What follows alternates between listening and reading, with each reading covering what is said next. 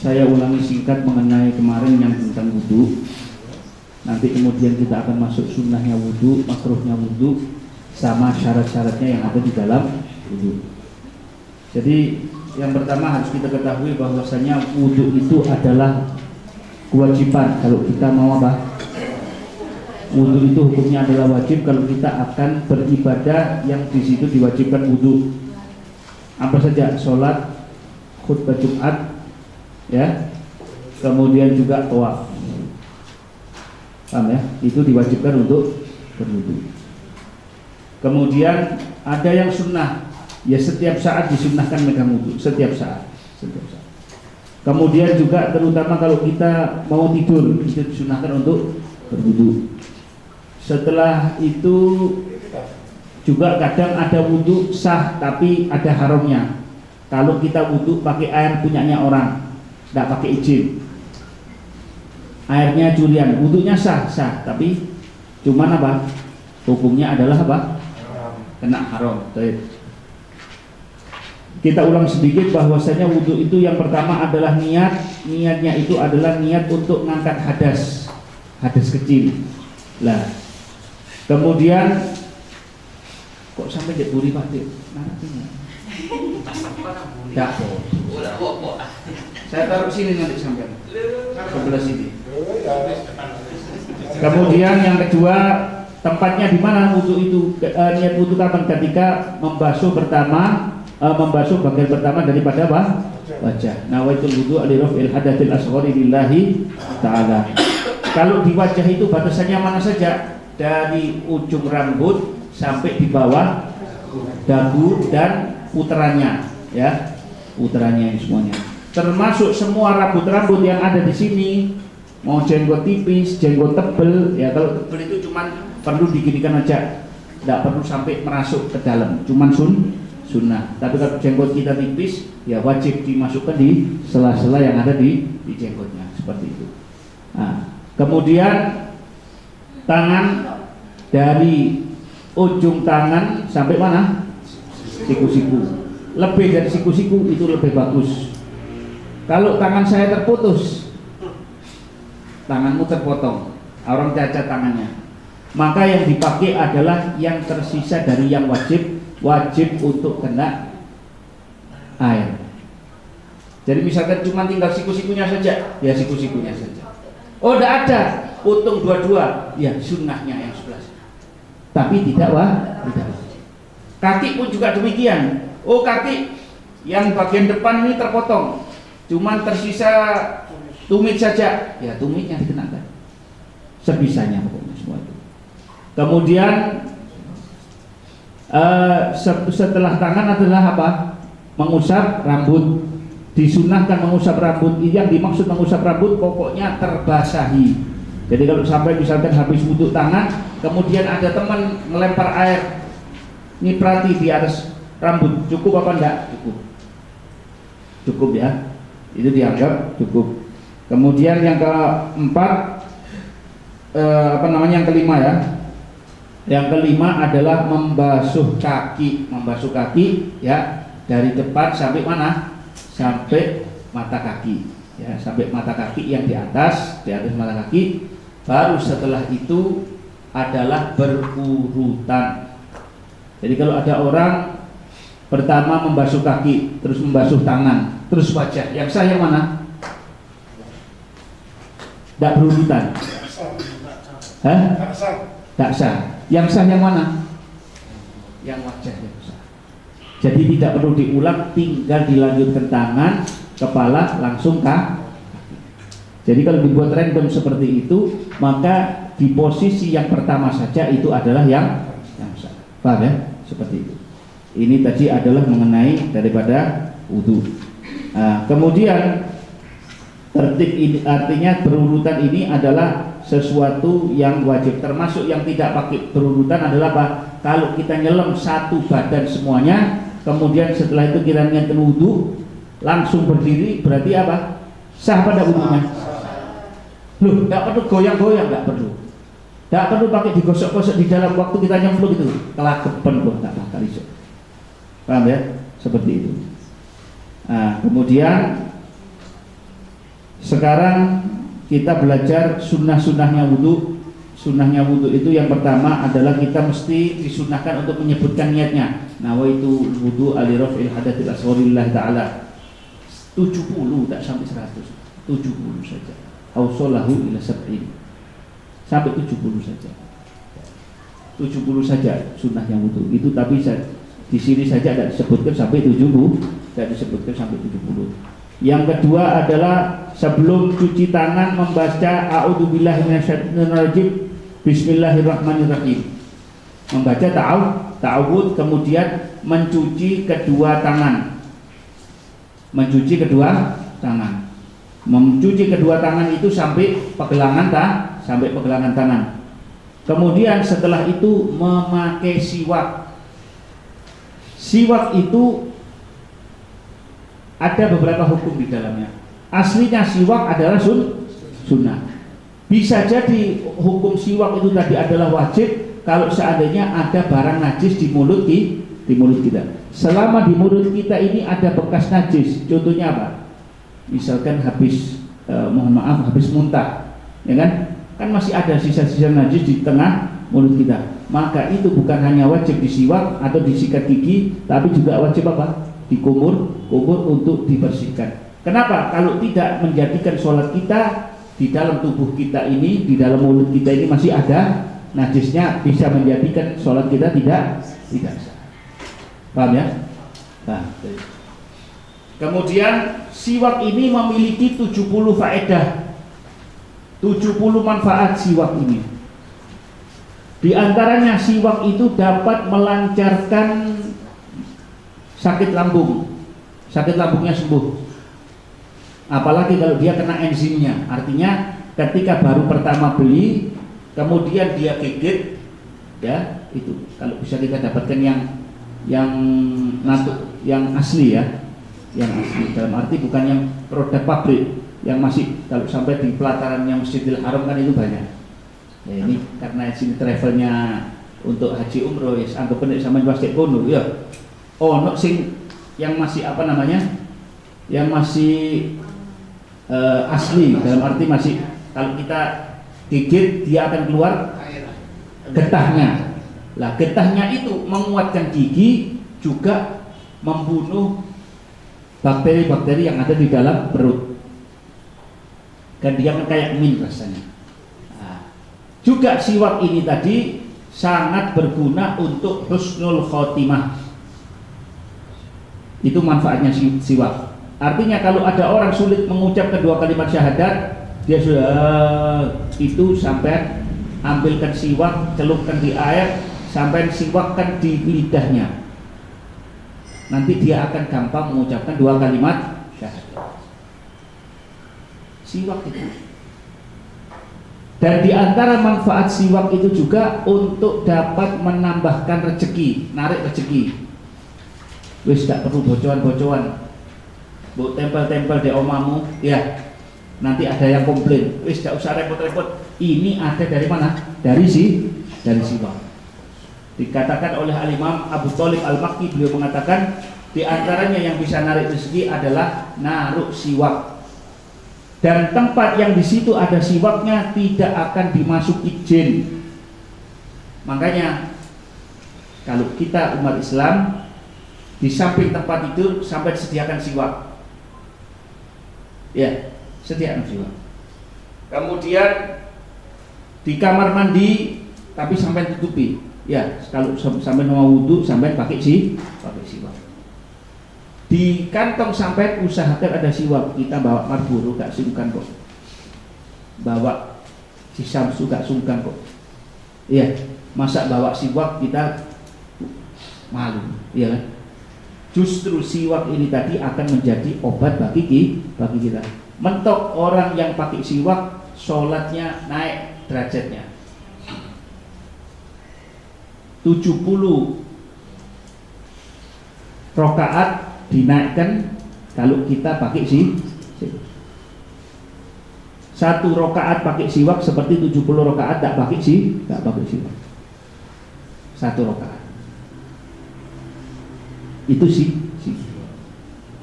Dan yang paling penting dia adalah apa? Memudahkan bagi kita untuk husnul khotimah.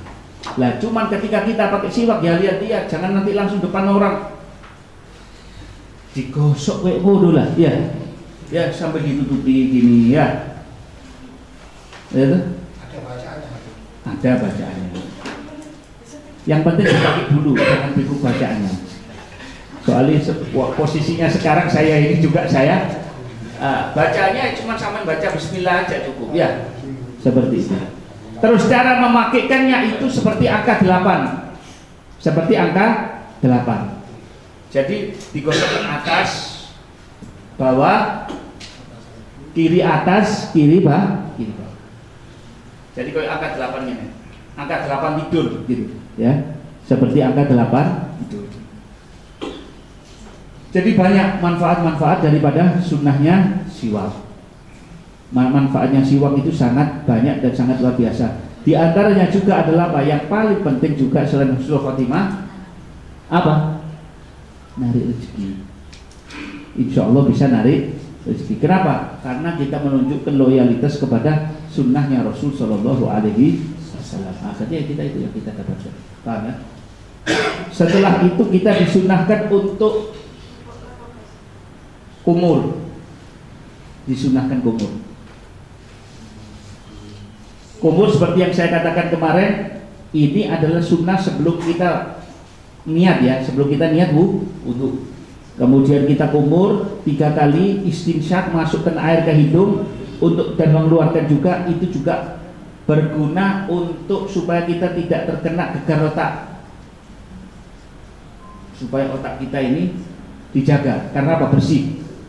Tidak ada penyumbatan di dalam otak. Baru setelah itu kita membasuh wajah disertai dengan niat membasuh wajah, nawaitul wudu li raf'il hadatsil asghar lillahi ta'ala. Baru nanti wajah 3. Lah, ketika membasuh wajah ini ya, jangan hanya sekedar sampai di bawahnya dagu saja, tapi juga ikutkan di bagian lehernya.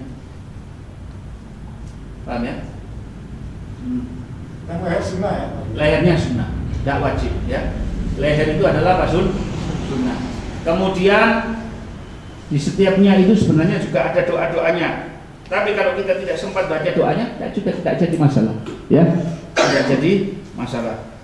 Setelah itu kita habis membasuh wajah, membasuh tangan sampai siku-siku, sampai di atasnya siku. Seperti yang kita katakan kemarin, kalau seandainya airnya dicanting, maka cuma kita ambil dari bawah, kita taruh ke atas. Tapi kalau seandainya pakai pancuran, ya gini, paham ya? Seperti itu, digosokkan ya, seperti itu. Ini berapa? 3 kah? 3 kali. Kiri 3 kali. Kalau urusan rambut itu juga dari depan ke belakang ke depan lagi. Itu kalau rambutnya padat, artinya banyak. Nah, kalau rambutnya tipis-tipis, ya wis. Apalagi kita punya kepala ini bunderser, wis. Sampai itu.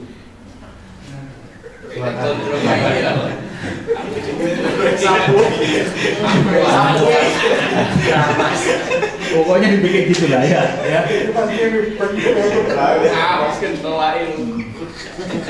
Sampai ke depan ya. Nah, sudah. Kemudian digosokkan gimana? Telinga leher dulu, gosok leher lagi. Setelah kepala kita gosok leher. Allah ma'atik rigobana minan nar, lepaskanlah leher kami daripada apa? Belenggu api neraka. Baru setelah itu telinga 3 kali begini, kemudian ambil lagi sedikit, masukkan, bersihkan 3 kali, terus gini juga berapa? 3 kan? 3 kali. Baru setelah itu kaki sampai di atas mata kaki, itu sunnahnya. Wajibnya sampai mata kaki. 3 ya. Ini sekedar singkat daripada sunnah-sunnah yang ada di dalam wudu. Dan dahulukan kanan daripada kiri. Loh, kalau saya cuci kiri dulu baru kanan, tidak masalah. Ya, tidak masalah. Tapi lebih bagus adalah kanan dulu baru kiri. Baik. Kemudian setelah sunnah-sunnahnya wudu, kita juga tahu bahwasanya sunnah-sunnahnya Rasul SAW itu banyak. Di antaranya sunnah yang umum adalah usahakan wudu ngadep kiblat. Arah kiblat mana? Sini. Ya. Jadi ngambil airnya itu kalau bisa, tidak bisa, tidak apa-apa, biar sebisanya. Kemudian setelah berwudu jangan dicipratkan airnya, makruh. Kemudian yang keempat, duduk. Usahakan untuk duduk ketika berwudu dalam keadaan apa? Duduk kalau bisa. Tidak bisa duduk, ya berdiri. Dan jangan boros pakai air. Kemudian yang selanjutnya, jangan berbicara ketika wudu. Orang ketika wudu dia itu masuk di dalam kubah dari cahaya, tapi kalau dia berbicara maka kubahnya ini tadi pecah. Kubahnya jadi pecah. Kubah cahaya ini. Itu kalau kita berbicara dalam wudu. Kemudian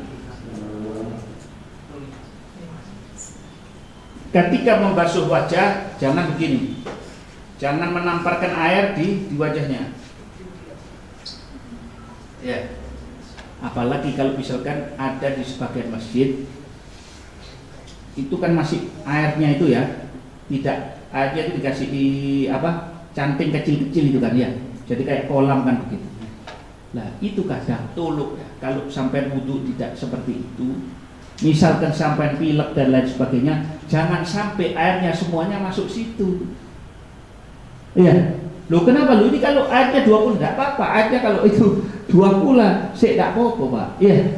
Tapi kotorannya ini tadi masuk di situ kan kasihan orang lain. Iya. Jangan kita habis umur kok banyu berkah, wah. Ya, seperti itu. Kemudian tidak mengeringkan setelah wudu, jangan dikeringkan pakai anduk, jangan. Ya, supaya tetesan airnya itu tadi adalah menghilangkan dosa-dosa kita. Tetesannya itu bisa menghilangkan dosa-dosa kita. Baik. Nah, sekiranya ini tadi sunnah-sunnahnya wudu. Sekarang baik. Kalau dikeringkan boleh kan berarti? Cuma sunnah, kalau tidak dikeringkan sunnah, kalau dikeringkan pakai anduk tidak batal kan wudunya itu? Tidak ada. Belum masuk babnya batalnya wudu. Untuk susu diisi. Tidak boleh gitu tadi kan? Nggak bolehnya itu artinya kalau dilakukan makruh. Nah itu. Eman-eman sak tetes. Jadi ketika orang berwudu, itu air yang menetes membawa dosa-dosa kita. Sebagian orang soleh diperlihatkan oleh Allah Subhanahu wa taala. Jadi kayak ada tetesan-tetesan merah. Sebagian orang soleh, ya tidak semua. Paham ya? Seperti itu. Jadi itu yang kita dari Nabi SAW. Dan juga hikmahnya wudu itu kenapa? Wajahnya Nabi Adam waktu itu habis makan buah khuldi.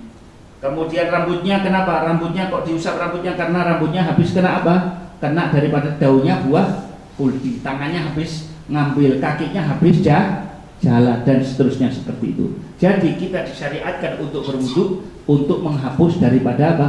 Kesalahan-kesalahan yang dilakukan dahulu oleh Nabi Adam alaihissalam. Ya ini diantara hikmahnya yang disebutkan di dalam apa? Kitab-kitab fikih. Ya ini cuma selintas saja ya, hikmahnya begitu. Syarat sahnya wudu itu ada 15 syarat sahnya toh. Yang pertama adalah Islam. Kalau bukan Islam maka wudunya dia tidak sah. Ibadah apapun yang dilakukan oleh non-muslim tidak sah. Yang kedua adalah minimal dia itu sudah bisa membedakan, meskipun belum balik tapi ngerti. Anak kecil sejak ngomong ngerti, bisa cebok sendiri, bisa makan sendiri. Kemudian yang selanjutnya adalah suci dari haid dan nifas. Orang haid dan nifas tidak boleh berwudu. Nek seger-segeran tok boleh. Berwudu tidak tidak boleh kalau niatnya dia adalah wudunya untuk ibadah, bahkan itu termasuk melakukan ibadah yang rusak, maka dia justru terkena haram. Bagi siapa? Perempuan yang kena haid atau nifas. Jadi dia harus suci dari haid dan nifas. Dan ketika berwudu harus di tangannya ini jangan sampai ada cat, jangan sampai ada sisik ikan. Kuku-kukunya ini, kuku panjang tidak masalah. Kuku panjang ini tidak masalah. Cuman yang bermasalah kotoran yang ada di dalamnya. Kalau seandainya kotorannya ini tadi sampai menghalangi masuknya air, maka dia wajib untuk dipotong. Loh enggak, kuku saya ini sudah saya potong semua, cuma siji tak tinggal. Kayak apa? Segala macam. Misalkan seperti itu, bagaimana? Makruh, Pak. Jadi nek dipotong jangan nanggung kabeh. Ya, ojo siji ditinggal ndak kayak garuk-garuk ndak garuk-garuk ndak gerek-gerek. Podo bae. Paham ya? Dilarang tidak dilarang, cuman mak. Jadi kalau sampai dapati ada orang kukunya panjang, jangan kalau enggak boleh. Cuma dikandani pelan-pelan. Pak iki jarine makruh. Ya nek saged dianno. Lha aku ati dipioro siji iki, ya kan? Nah, ya, seperti itu. Kemudian yang berikutnya adalah dia tahu bahwasanya wudu ini adalah wajib dan tidak meyakini yang sunnah adalah wajib. Jadi kalau ada orang mau wudu, saya yakin di wudu ini semuanya wajib, tidak ada yang sunnahnya. Oh bagus, tidak masalah. Oh kalau dia bilang saya tahu di sini wudu ini ada yang sunnah, ada yang wajib bagiannya, cuma saya tidak tahu mana-mananya, saya tidak tahu, tidak masalah. Lalu dia orang, oh tidak wudu sunnah kabeh kalau ada yang wajib, maka wudunya dia jadi apa tidak sah. Jadi harus dikasih tahu seperti itu. Kemudian adalah airnya adalah harus air yang suci. Ya, kalau airnya tidak suci maka tidak bisa digunakan untuk wudu. Dan dia setelah wudu atau ketika di tengah wudu diharuskan membuang najis-najis yang aini, najis yang nampak harus dibuang supaya apa? Nanti sholatnya jadi sah. Air mengalir tapi najisnya masih ada. Orang habis beol, habis cebok di beol, ya. Di tangannya masih ada kotoran bekas daripada beolnya dia misalkan. Terus dia berwudu. Lah di tangannya ini masih ada kotoran. Berarti airnya tidak merasuk di kulit, kan gitu ya. Jadi apa? Ini kotorannya tadi harus dibuang terlebih dahulu. Dan air harus mengalir pada seluruh badannya. Pada bagian yang dibasuh wajib airnya mengalir. Itu Mas yang kacamata mah udah ada. Sebelah jenengan. Oh ya ini si magic gitu. Ya.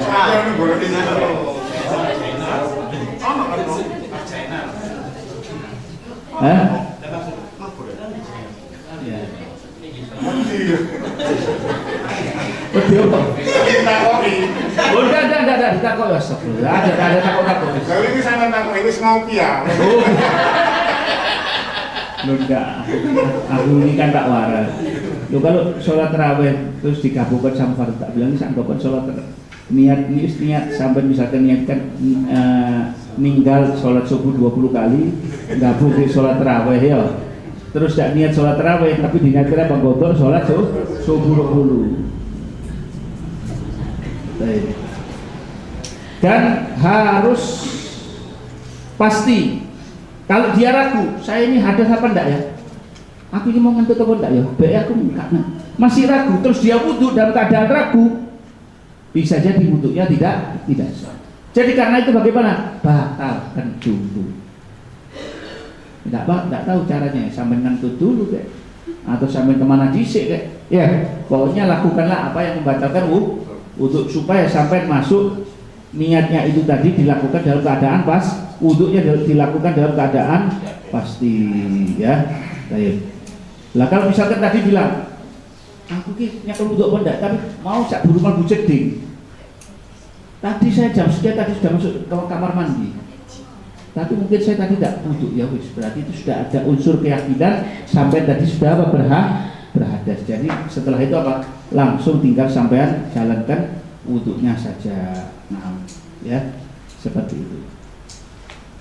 Jadi ini tadi adalah apa? Syarat-syaratnya yang ada di dalam wudhu. Jelas ya ini ya.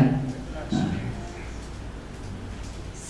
Kemudian sekarang kita akan membahas yang membatalkan wudhu. Ini begini. Yang membatalkan wudhu itu adalah ada 4. Yang pertama, keluarnya sesuatu dari salah satu 2 jalan, dari kemaluan depan atau bagian dubur belakang. Bisa berupa kentut, bisa berupa kencing, bisa berupa beol, kecuali kalau orang itu keluar mani. Ada orang habis wudhu duduk ketiduran, mikir kekasihnya, mikir pacare, sampai pipi basah. Itu karena imajinasinya terlalu heroik itu. Oh, aku teles kabeh iki opo iki? Gimana orang ini? Tidak perlu wudhu lagi, cukup dia mandi besar. Asal dia tidak megang kemaluannya, ya sudah.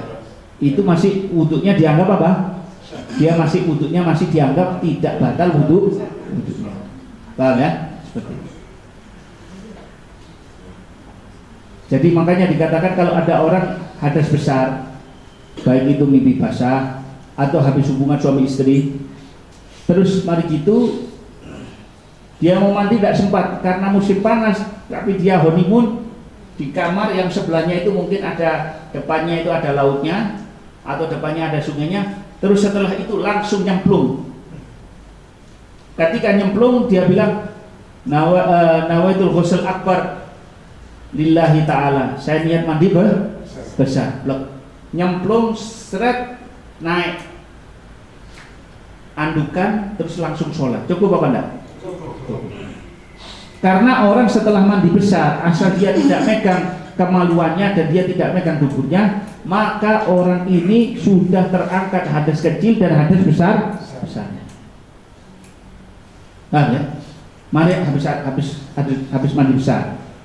Tapi kalau habis mandi besar kemudian nanti dia masih kesentuh tangan istrinya, ya batal, terkena hadas kecil.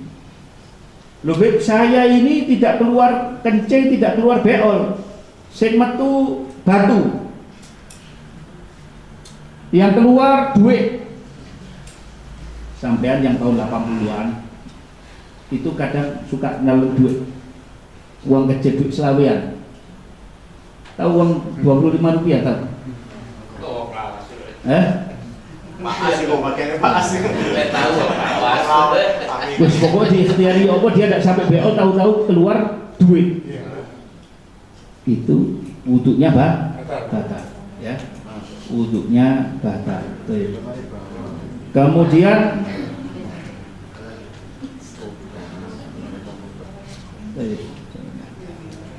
Kemudian di sini dikatakan kalau ada orang dia tidak bisa buang air.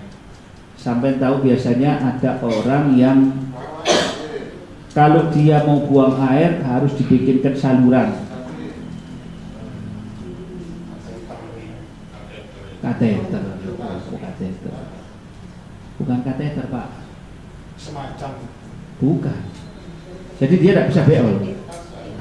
Tidak berfungsi. Dilubangi. Perutnya dilubang. Itu yang keluar dari perutnya itu membatalkan wudhu apa tidak? Membatalkan wudhu. Jadi di sini dikatakan kalau seandainya memang sejak lahir dia mengalami seperti itu, maka kalau seandainya dibikinkan saluran itu tadi di bawah pinggang, maka apa yang keluar dari situ membatalkan wudhu. Paham ya? Seperti itu. Jadi misalkan dia apa jenenge tempat untuk beolnya tidak bisa keluar kecuali harus kencingnya juga sulit bisa kan dulu itu ada. Maka yang keluar apapun daripada saluran buatan ini tadi hukumnya bisa membatalkan wudu ya seperti itu. Kemudian yang kedua adalah hilangnya kesadaran baik karena tidur atau yang lain, tapi tidur yang rebahan, bukan tidur dalam keadaan duduk. Sampai tidur dalam keadaan duduk, asal ketika sadar waktu itu masih dalam keadaan duduk, tidak jadi masalah. Kadang ada orang itu bisa tidur ketika duduk. Jadi dulu pernah salah satu non muslim dia itu cerita, apa yang menyebabkan kamu bisa masuk Islam? Dibilang gara-gara saya itu biasanya mau tidur sulit, mesti saya mabuk dulu. Ini di Amerika, mau mabuk dulu, minum apa dulu, semuanya tidak ada manfaat. Sekali waktu ada teman saya anak baru Islam, dia bilang, ayo kita, kamu mau kemana? Mau makan siang enggak? Saya mau sholat Jumat. Apa yang sholat Jumat? Sudah, ini ikut aja. Rasa no disik. Ya usah aku tak coba. Tidak Jumatan. Berangkat Jumatan, ya kan dia kan tak sholat. Saya duduk mana? Kamu duduk sini aja. Begitu begitu khotibnya itu sudah baca, Alhamdulillah. Orang ini moro-moro iso ngantuk. Alhamdulillah sampai turu ngorok rame sak masjid. Dari situ bilang ya Allah, puji Tuhan jadi deh. Baru ini saya bisa tidur secara alami murni. Nanti minggu depan saya ikut lagi ya, bisa kok. Jadi dari situ dia sadar ya. Kalau ini Islam itu damainya seperti ini saja, apalagi kalau untuk hal yang lain. Dari situ sampai dia masuk ke dalam agama Islam. Jadi alhamdulillah sampai ini waktu khutbah itu dengarkan khutbah sampai tidur, ya mungkin juga ada berkahnya. Atau misalkan tiba-tiba orang itu kena gila, batal wudunya. Atau step, batal wudunya. Step, tahu step ya? Ayan, epilepsi, atau dia pingsan, masuk kantor tiba-tiba ketemu orang yang mau nagih utang, kreditan motor dorong mari ditagih utang, kaget dia, langsung pingsan. Itu pingsan penghilang kesadaran, maka itu semuanya adalah membatalkan wudu. Loh, saya ini saya itu seperti tertidur, saya cuma pejamkan mata. Tapi saya masih bisa mendengar sekitar ini masih saya bisa dengarkan, dan saya tidak hilang kesadaran. Terus saya bangun, saya sholat, sah apa enggak? Sah, meskipun merem, ya kan? Sah, asal dia masih sadar. Cuman lebih bagus apa? Wudhu lagi, dibatalkan wudhunya, dia wudhu lah. Kemudian yang ketiga adalah persentuhan laki dan perempuan. Persentuhan laki dan perempuan yang bukan mahramnya, yang bukan muhrimnya. Mahram ya, mahram itu apa? Bukan ibu, bukan nenek, bukan kakak, bukan bibik, bukan mertua. Mertua meskipun sampean sudah cerai dengan istri, mertua sampean nggak batal wudu. Ada orang sudah nikah, terus dia cerai sama istrinya. Ini mertua, pokoknya begitu sudah diterima nikahnya sampean sah, maka ini mertua selamanya sampai dengan dia tidak batal wudu. Tidak batal. Paham ya? Kecuali kalau nanti mertua ini sampai kawini. Mantu bisa kawin dengan mertua enggak? Bisa. Kok sinetron wae. Bisa apa enggak? Bisa. Hah? Bisa. Kapan bisanya? Kalau seandainya sesudah menikah belum terjadi hubungan suami istri. belum terjadi hubungan suami istri, anaknya ini tadi dicerai, ibu dibandrek, gimana? Sah apa enggak? Ya sah. Karena apa? Tidak ada hubungan apa. Tapi kalau si anaknya tadi sudah diajak hubungan suami istri, ya sudah bisa iso. Iki dadi mertuaku sak terus. Gitu ya. Seperti itu. Kemudian persentuhan laki dan perempuan itu harus persentuhan fisik secara kulit.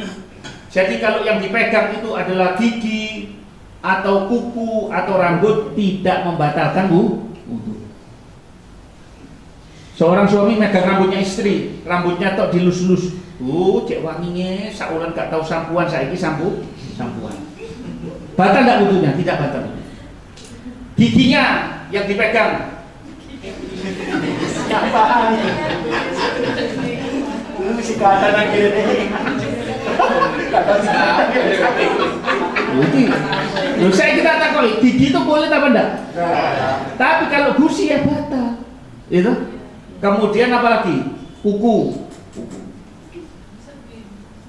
Dan ini adalah orang yang sudah dewasa. Yang dimaksud dewasa di sini artinya sudah mencapai, kira-kira orang itu bisa kenal ada rangsangan seksual. Maksudnya apa? Sudah akil baligh ya, sudah akil baligh.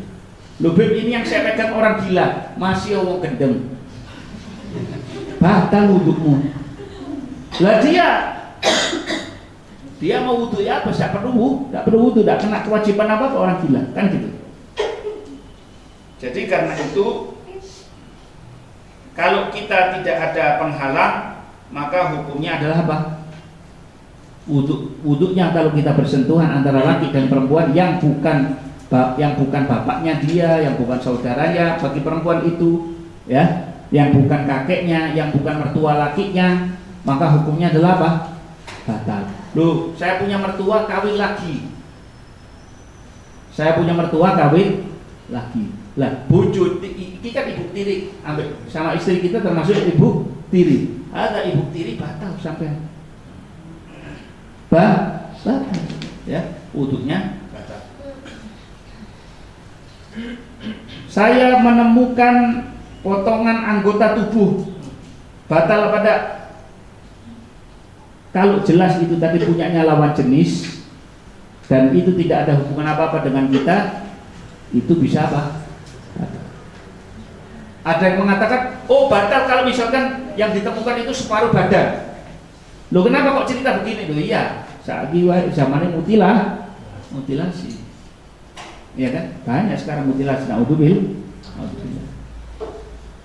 Jadi seperti itu. Kemudian yang keempat yang membatalkan adalah menyentuh kemaluan laki-laki atau kemaluan perempuan atau menyentuh rektum. Tahu rektum? Lingkarannya itu. Jadi orang menyentuh rektumnya sendiri batal, menyentuh pantat tidak batal. Menyentuh yang bukan bagian rektum tidak batal. Tapi kalau dia menyentuh bagian kemaluannya, baik punyanya sendiri atau punyanya orang lain. Seorang ibu habis wudu kemudian dia nyebokin anaknya. Seorang ibu habis wudu nyebokin anaknya. Dibersihkan itu anaknya tanpa pakai menggunakan apa? Sarung tangan. Gimana wudunya ini tadi? Batal. Loh, ini anak kecil masih anak kecil. Batal. Paham ya? Seperti itu. Jadi menyentuh rektum atau menyentuh kemaluan punyanya laki atau punyanya perempuan atau punyanya sendiri, hukumnya adalah membatalkan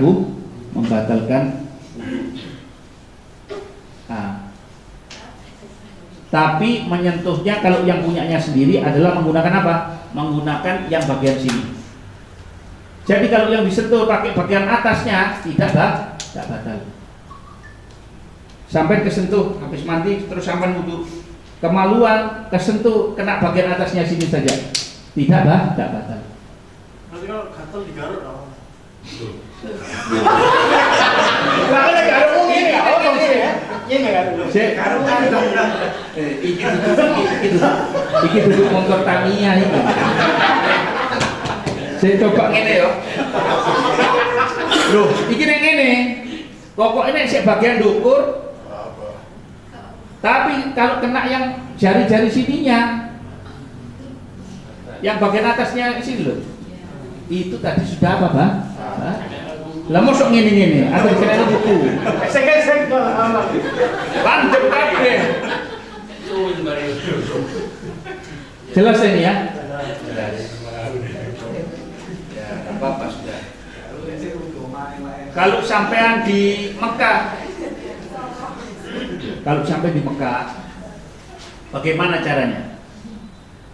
Kalau sampai di Mekah, insya Allah nanti sampai berangkat umroh. Amin. Kapan? Orang-orang ini kapan? Oh gantian. Per 2 tahun apa per setahun? Hah? Sudah saya tanya per 2 tahun apa per apa? Sailing ya. Itu kalau kita di Mekah, tata caranya paling enak adalah kita bilang saya niat wudhu pakai caranya Imam Malik. Di dalam mana? Di dalam hati. Tapi di dalam mazhab Malik ini semua sunnah yang saya sebutkan tadi itu jadi wajib. Jadi gini, pertama Pak, cuci tangan, siwakan, kumur, istinsyaq, ya. Kemudian musab apa? Membasuh wajah sambil niat sampai lehernya, gitu loh ya, 3 kali ya. Terus ini sampai di atasnya siku dan seterusnya. Terus pakai digosok-gosokkan, digosokkan. Ketika berwudu ini pakai digosok. Kepala harus semua bagian kepala, terus kakinya ya. Kalau tidak pakai telinga tidak masalah. Kemudian telinganya, kakinya itu nanti pakai di sela-sela kakinya itu digosok. Setelah itu sampai langsung datang ke area Ka'bah, biar kesentuh 100 orang tidak batal. Asal tidak on. Tidak sahwat. Kalau on batal. Lah kalau kita tidak disyaratkan on, tidak on. Begitu kesentuh kepada orang yang bukan mahram kita, hukumnya apa? Lagi itu kadang ada ketika umroh itu waktu tawaf ibu bapak gandengnya tangan itu. Nah kalau kita sudah kita ajari seperti wudhunya tadi, dia tidak tapi ya suami istri gandengan tangan gini kok romantis-romantisan ya sih cerita. Ya, kalau sampai ada rasa bisa jadi nanti jadi apa Pak? Ya seperti itu. Baik. Ini tadi hal-hal yang membatalkan wudu. Selanjutnya sunnah-sunnahnya wudu, syarat-syaratnya tadi sudah ya. Syarat-syaratnya tadi sudah. Coba di jadwal itu apa? Hari ini ada apa ini? Macam-macam najis. Macam-macam najis sekarang ya? Hah? Iya, harusnya minggu depan. Yang Senin depan. Yang mana? Yang macam-macam najis itu minggu pertemuan keempat. Pertemuan keempat. Setelah wudhu sampai di sini. Oh, saya belum. Ada makruhnya wudhu belum saya sebutkan ya tadi ya. Belum. Makruhnya wudhu itu yang pertama adalah ketika orang membasuh dan mengucap dan mengusap sekali. Hukumnya adalah apa? Makruh. Kemudian dia pakai mengusap apa jadinya? Membersihkan pakai itu apa? Diusap pakai handuk, itu makruh ya. Itu termasuk apa? Makruhnya wudhu. Kemudian setelah daripada itu tak banyak dia memajukan yang kiri mendahulukan yang kiri daripada yang kanan. Itu termasuk apa? Termasuk makruh ya. Termasuk makruh. Sudah. Setelah itu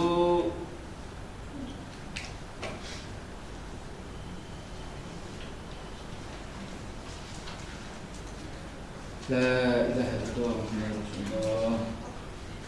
Atau dia diwudui orang lain, dia mampu padahal dia apa? Kemudian dia diwudui orang lain. Lo bukan diseko.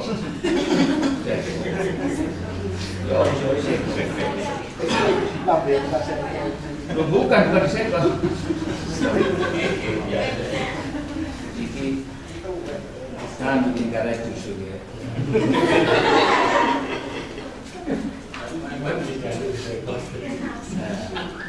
Dia diwudui orang lain, dia bisa wudhu misalkan, sampai ini kan Ustaz, ya bisa wudhu dari apa, dari timbo ngambil sendiri bisa, ngambil air sendiri bisa, iki enggak?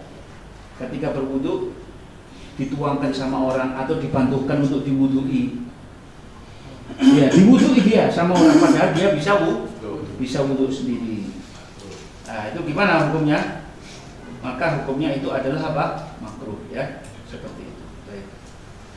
Sudah kita belajar hal-hal yang membatalkan wudhu. Nah, cuman ada satu hal yang harus kita ketahui, bahwasanya jangan sampai kita itu ragu di dalam wudhu. Habis wudhu jangan ragu, kalau sampai masih saya ini pegang wudhu apa enggak, saya ini jangan ada ragu. Sudah tetap hati itu berarti sampai sudah apa? Wudhunya sudah sah dan sampai masih megang wudhu. Kecuali kalau seandainya benar-benar yakin bahwasanya sampai bersentuhan dengan yang bukan waktunya, atau sampai tadi habis memegang melakukan hal-hal yang membatalkan wudhu, termasuk diantaranya apa? Memegang kemaluan sendiri dan seterusnya seperti itu. Ya, silakan. Mau tanya, kalau sentuhan sama sepupu yang lawan jenis gimana? Sepupu itu sepupu Ibu. ya, sepupu itu jadi suami boleh enggak? Boleh mana? Boleh. Ya berarti batal. Lu ini dulur dewe, bukan dulur kandung. Sepupu. Lu ndak ini saudara tiri, bukan dulur kan? Kalau dari ayah, Batal juga. Kalau satu bersusuan. Saudara bersusuan. Ya. Saudara sesusu itu tidak batal. Jadi misalkan ada satu anak bayi disusukan sama seorang perempuan, maka suami perempuan ini beserta anak-anaknya dia adalah saudara bagi dia. Bapaknya ini tadi bapaknya si ibu ini tadi adalah kakek dan neneknya dan seterusnya. Jadi kayak orang masuk, kayak ibu ini punya anak sendiri gitu loh ya. Cuman ini anak satu susu. Makanya saudara persusuan dan lain sebagainya ini tidak boleh dinikahkan. Tidak boleh dinikahkan. Saudara tiri mau dinikahi boleh, saudara tiri. Beda bapak, beda ibu. Ya, ini rondo oleh dudo. Dudo gowo anak, rondo gowo anak. Ya kayak cerita-cerita Indonesia gitu kan, tahu sampai itu. Hah? Saya juga nggak tahu. Terus kemudian bapak ibunya ini menikah, anak-anaknya ini tadi menikah. Loh. Kan ini bapak ibu lain, ini bapak ibu lain. Boleh apa enggak ya? Boleh. Jadi masalah. Tapi itu biasanya kan itu kan dianggap tabu, ya kan? Dianggap tabu. Ustaz, Nah, hukumnya orang berwudu masih dalam keadaan telanjang. Gimana? dia telanjang tetap wudhunya sah. Ya, wudhunya adalah sah. Kalau dia telanjang itu cuma dianggap wudhu telanjang itu adalah termasuk bagian makruh. Ya. Nah, jadi ya jangan dibiasakan. Ya, jangan dibiasakan. Habis mandi, ya. Jadi nggak Ya, jadi supaya seperti itu ya sampai pakai sarung dulu. Sebenarnya dalam mandi itu kalau bisa kita juga pakai sarung. Saat mandi kalau bisa pakai sarung. Nek iso. Gak bisa belum bagus. Wong saiki. Ya, gitu. Kalau bisa seperti itu. Anggapan sampai mandi di kali lah gitu ya. Anggapan sampai mandi di kali. Baik.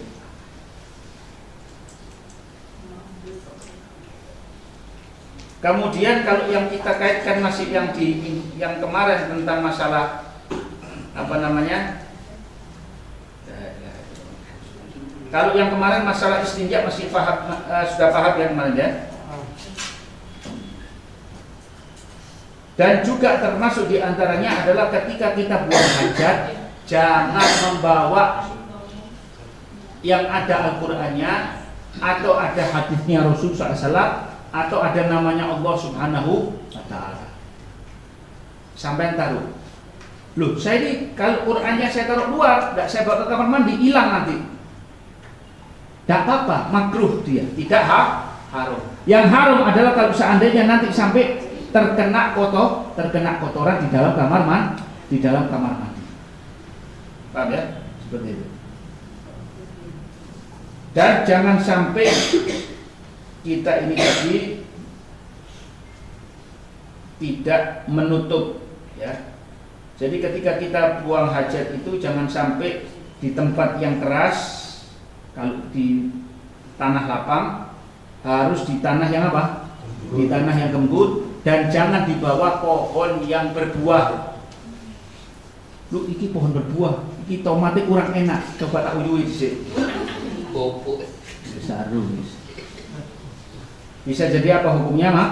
Bisa hukumnya adalah makruh karena apa? Bisa merubah rasanya buah. Dan juga jangan buang hajat di tempat kumpulnya orang-orang. Panggongan biasa digawe tongkrongane wong-wong diuyui. Jangan, ya, jangan gitu. Bab mandi sudah belum ya? Belum. Ini sekarang sama bab mandi juga apa ya Pak? Mau nanya Ustaz? Iya silakan.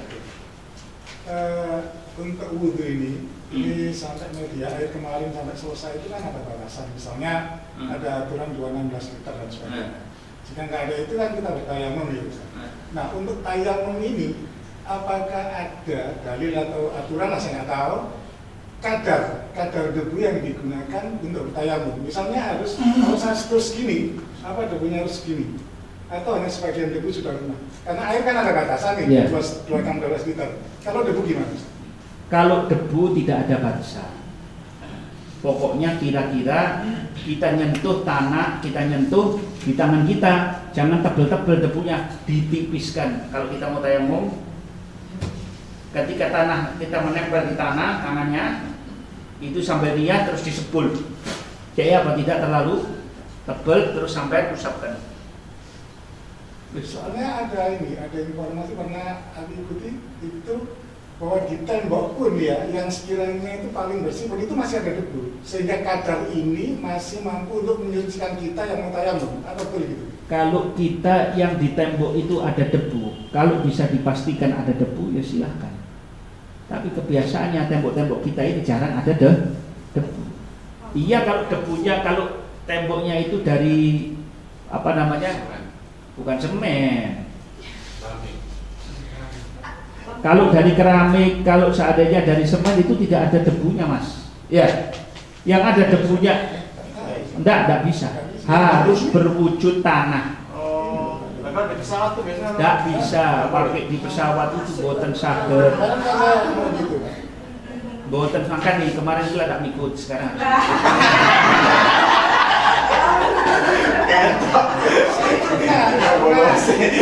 Iya. Maka kita sampai di pesawat atau di kereta api atau di mana, jangan bingung. Bagaimana caranya? Sholat apa hormat waktu. Tapi mari ngono digodok, mari pokoknya jadi hormat waktu. Terus jadi digodok ya akeh tunggal. Gimana caranya hormat waktu? Usul di fadhol usolli fardhu asar hormat waktu Allahu Akbar. Sambil duduk tidak ngadep kiblat, baju kena najis, baju kena apa, sholatlah, jangan tidak nanti kalau sudah keadaannya enak, sampai sudah ganti, sudah bagus, baru nanti sampai apa? Enak kok. Enak. Ketok aku gak sembahyang.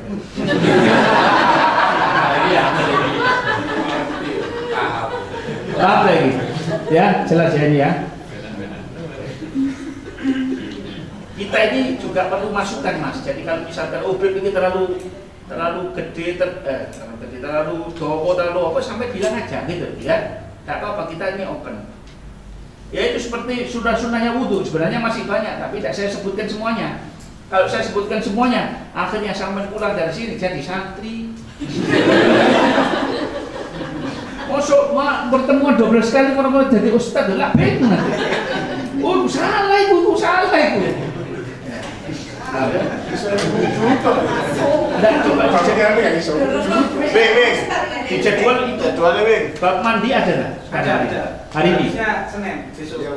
Lah mandi hari ini apa besok? Minggu 4 Senin Minggu depan.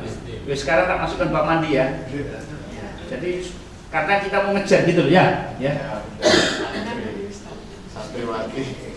Satriwati ya. Mandi wajib. Nah, syaratnya mandi sama syaratnya wudhu sama. Syaratnya mandi sama syaratnya wudhu sama.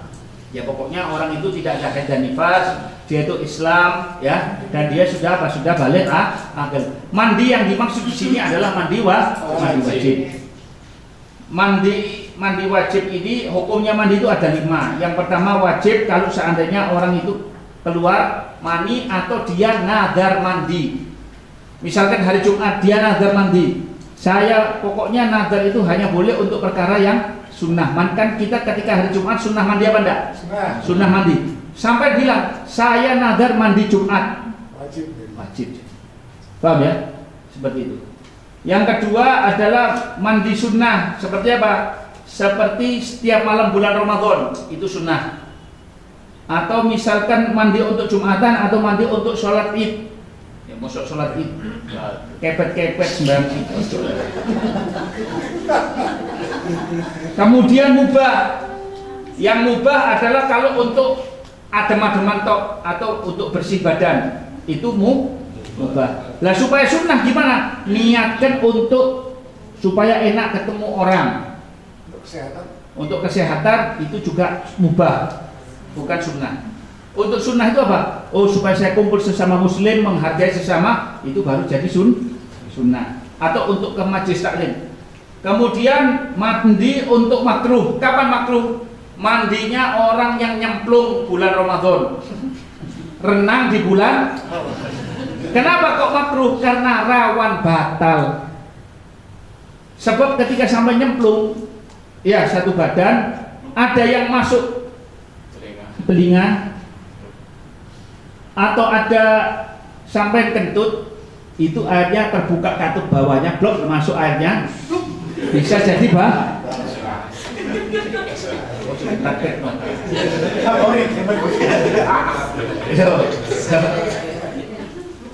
Yang kemudian adalah haram. Kapan haram? Kalau pakai air bukan airnya. Contohnya apa?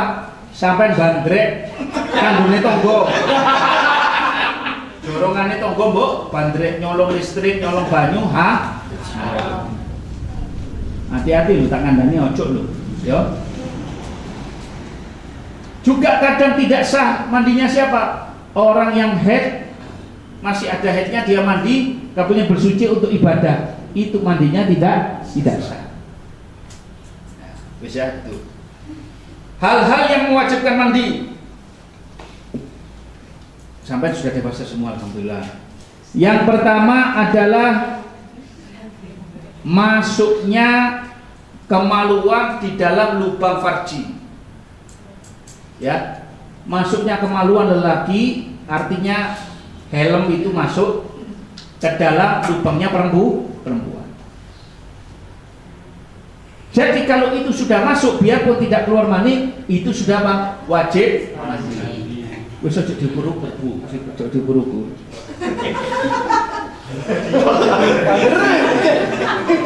Iya banter ya, Rek? Ya saya mohon maaf ya di sini yang sekarang ini ya. Jadi kalau misalkan ada orang suami istri berpelukan, itunya tidak masuk dan tidak keluar mani, tidak wajib mandi. Paham ya?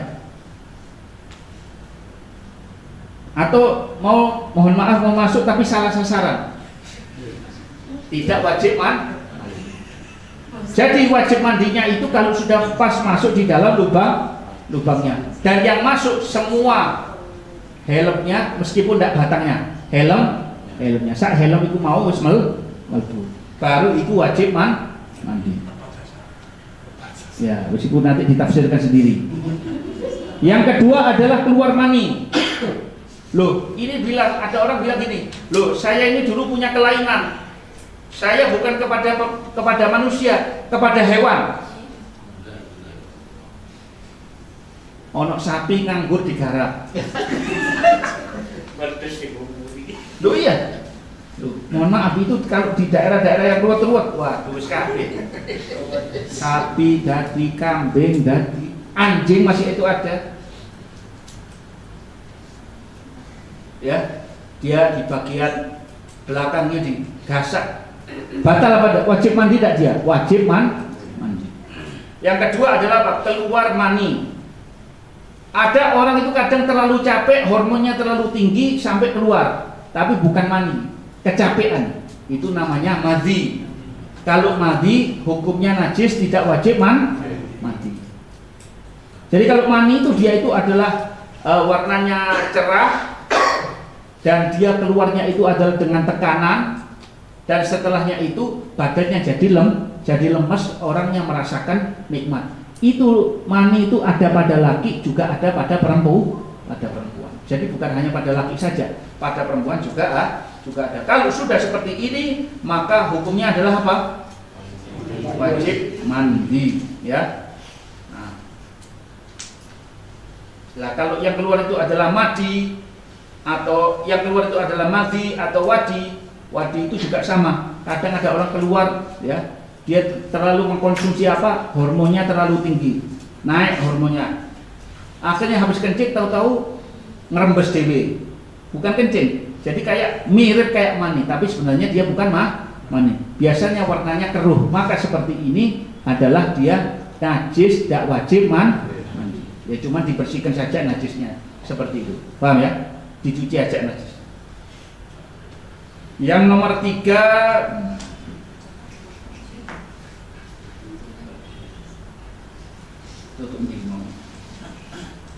lah kalau orang ragu, saya ini mani atau madhi, saya tidak tahu.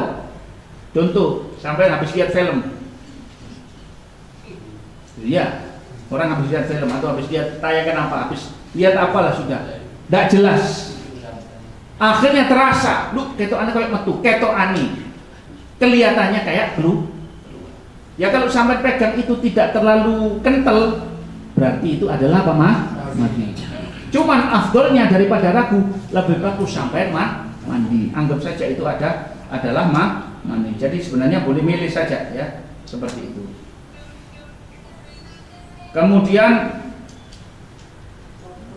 orang habis haid wajib mandi, habis nifas wajib mandi, atau habis melahirkan wajib mandi. Ya, itu adalah hal-hal yang dimana orang apa diwajibkan mandi. Ya. Habis haid, habis nifas dia diwajibkan untuk mandi. Baik.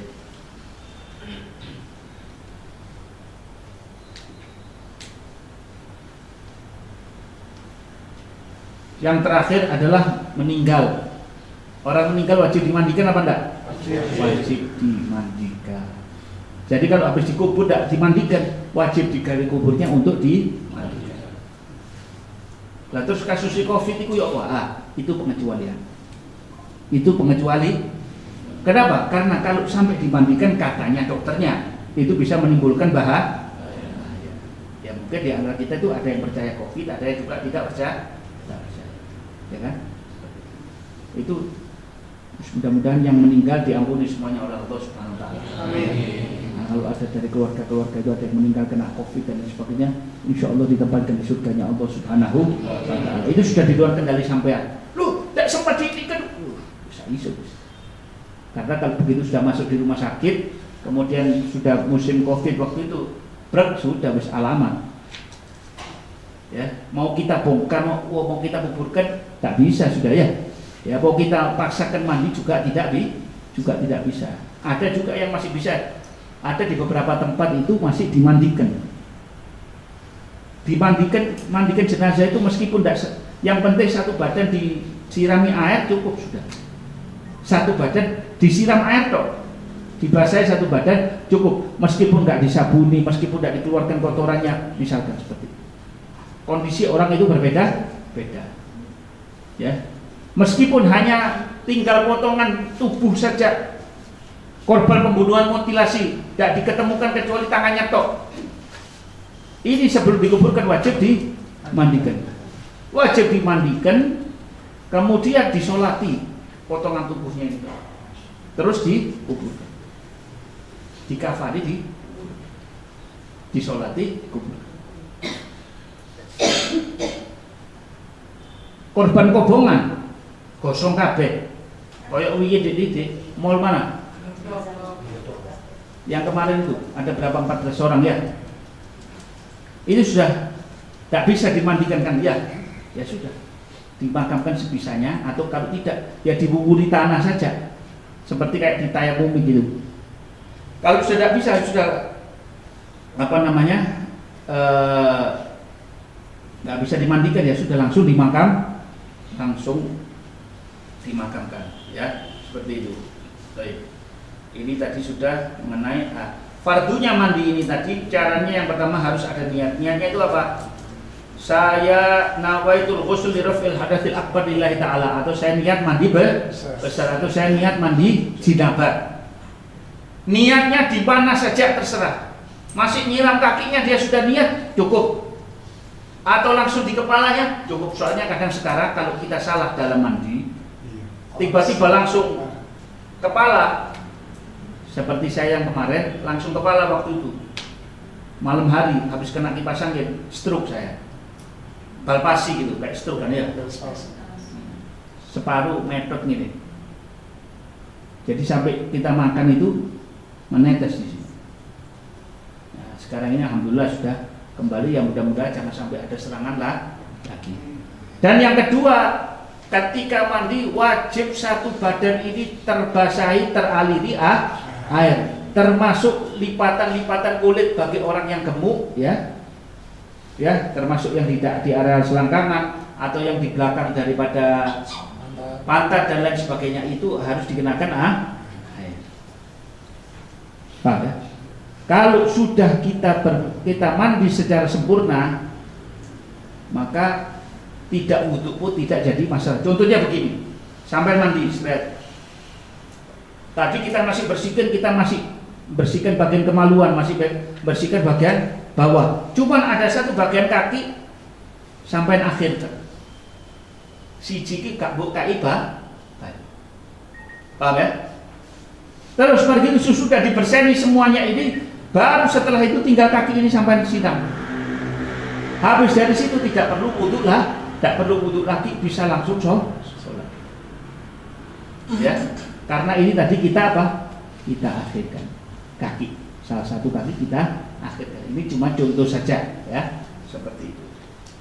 Nah, habis fardunya mandi, jadi kalau bagi orang yang belum sunat, ya, orang yang belum sunat gimana?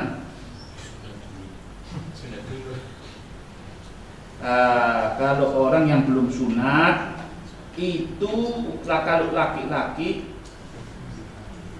harus dibuka yang bagian yang kan itu kan kulit di atas kulit. Nah, lapisannya tadi dibuka, disiram. Ya. Kan tertutup kancup seperti kuncup gini ya. Ini kuncupnya dibuka, straight. Nah, seperti itu ya. Kalau dia mati belum sunat, gimana? ono guru mlebu Islam belum sunat, sudah tua, mati. Gimana penanganannya? Dimandikan apa enggak? Boleh dua pilihan. Dimandikan tapi tidak boleh disolati. Kenapa? Karena yang bagian bawahnya itu masih belum tentu bisa apa? Bisa bersih karena dia belum sunat. Atau yang kedua ditayamumi. Jadi setelah mandi dia ditayamumi, dimandikan terus ditayamumi terus disolati. Ya menurut saya pendapat kedua ini yang punyanya Ibnu Hajar ini yang paling bagus. Kenapa? Supaya tidak tersakiti orang itu tadi. Keluarganya tidak tersakiti. Ya apa carane? Adu sono, kemudian sampai tayamumi, ambilkan tanah sedikit, terus diwuri tanah, digosokkan di wajahnya, digosokkan di tangannya sampai sikunya. Setelah itu ditutup dengan kafan, langsung kita sholat. Ya. Jadi setiap permasalahan dalam fikih itu macam-macam ya. Itu saya kira sunnah-sunnahnya mandi sama seperti sunnahnya wudhu, ngadep kiblat, ya sama seperti orang berwudhu tadi ya. Kemudian disunnahkan untuk menutup badannya, dalam arti pakai sarung ketika mandi.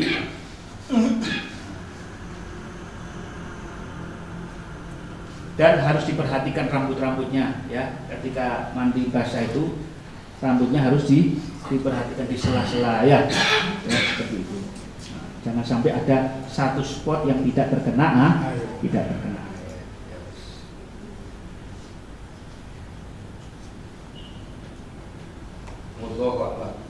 Kalau mau ada pertanyaan silahkan.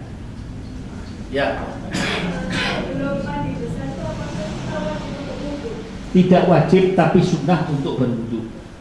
Jadi sebelum mandi, tak cara ajari disik cara mandi itu tak ajar. Saya lupa sampean. Untung sampean tanya. Habis mau mandi besar, habis hubungan suami istri keluar ya. Sampai ketika masuk ke kamar mandi disunahkan pakai penutup kepala. Kalau laki ada kopiah, kalau perempuan apa? Rudung atau anduk bentuk tinggi kayak ya. Cek koyo ngelondo titik udah tak fokus. Nah, masuk sudah. Sebelum itu sampai disunahkan kencing dulu. Kencing dulu, beol dulu, ya. Habis kencing sudah, beol sudah, baru sebelum sampai berwudu, sampai buka kerannya, kemudian sampai cuci tangan. Saya niat ngangkat hadas dari kedua tangan saya. Saya niat ngangkat hadas besar dari kedua tangan saya. Wis, tangan ini dulu. Kemudian sampean ambil air, bersihkan areal depan, areal belakang dengan niat saya niat ngangkat hadas dari depan dan belakang. Paham ya? Jadi dari bagian depan, dari bagian belakang diniatkan untuk ngangkat hadas. Sudah ngangkat, artinya saya niat ngangkat hadas besar dari bagian kemaluan depan dan bagian pantat bagian belakang. Udah selesai, jadi berarti dua area ini tak bakal diumek-umek. Wis dak iso disentuh maneh. Setelah itu sampai disunahkan berwudu. Nah, itu wudu di rafil hadatil asghar lillahi ta'ala, wis wudu biasa. Sudah berwudu sampai ambil air lagi ya. Kemudian baru sampai siram atas 3 kali. Atas 3 kali, depan ini ya. Kemudian ambil air lagi sebelah kanan 3 kali bagian depan. Sampai ambil air lagi bagian belakang kanan 3 kali. Kemudian kiri 3 kali, depan belakang juga berapa? 3 kan? 3 kali. Nah, setelah itu sampur. Jelas ini ya. Ini adalah tata cara dari siapa? Rasul Shallallahu Alaihi Wasallam. Lah air itu ketika pemakaiannya juga jangan terlalu banyak-banyak, tapi juga jangan terlalu sedikit. Ya nek sampai bangsa wong sing seneng adus, yo ojo gawe banyu bak. Ya, lebih bagus pakai apa? Pakai shower ya.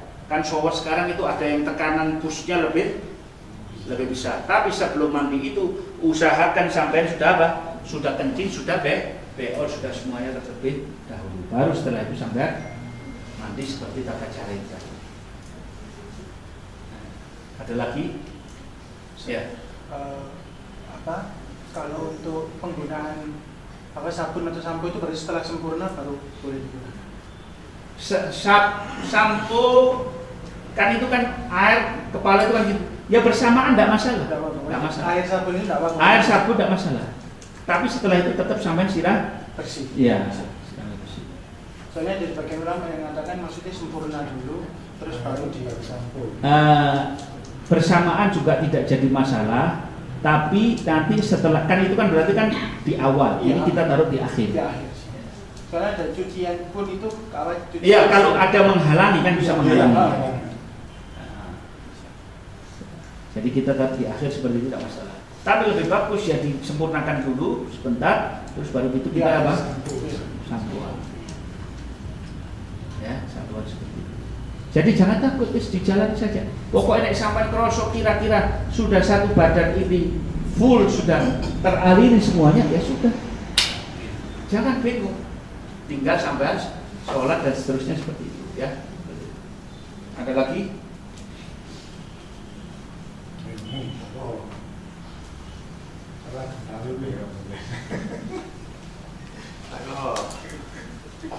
Gak apa-apa.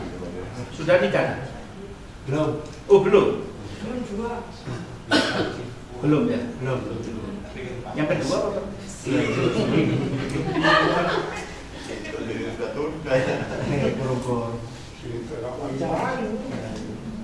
Nah, makanya orang dulu itu biasanya kalau mandi kan mereka senang kalau dikali. Ya. Karena kalau sudah dikali sudah ada repot, tinggal cemplung aja. Blek. Metu wis ketek kabeh. Iya. Dulu dikali ya.